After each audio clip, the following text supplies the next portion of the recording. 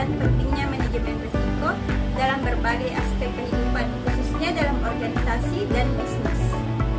Manajemen risiko adalah proses sistematis untuk mengidentifikasi, menganalisis, dan mengelola potensi risiko yang dapat mengganggu pencapaian tujuan organisasi. Dengan kata lain, ini adalah cara untuk mempersiapkan diri menghadapi ketidakpastian.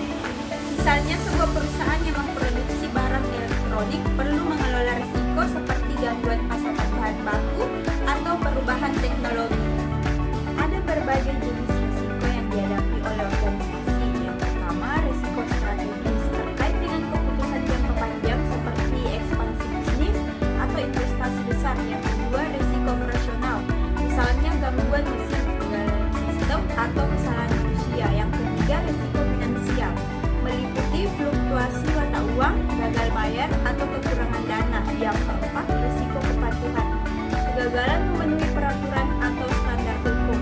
Yang kelima, risiko eksternal seperti bencana alam, pandemi, atau perubahan kebijakan pemerintah.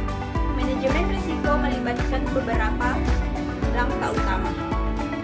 Yang pertama, identifikasi risiko, mengenali semua potensi risiko yang mungkin terjadi. Yang kedua, analisis risiko, menilai seberapa besar kemungkinan risiko tersebut terjadi dan dampaknya.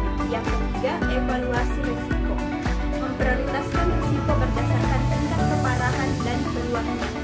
Yang keempat, mitigasi risiko, menerangkan langkah-langkah untuk mencegah atau mengurangi risiko.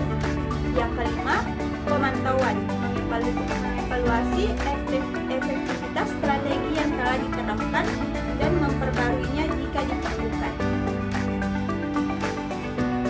Baik, saya akan memberikan sebuah contoh. Dalam proyek pembangunan jembatan, tim proyek mengidentifikasi beberapa risiko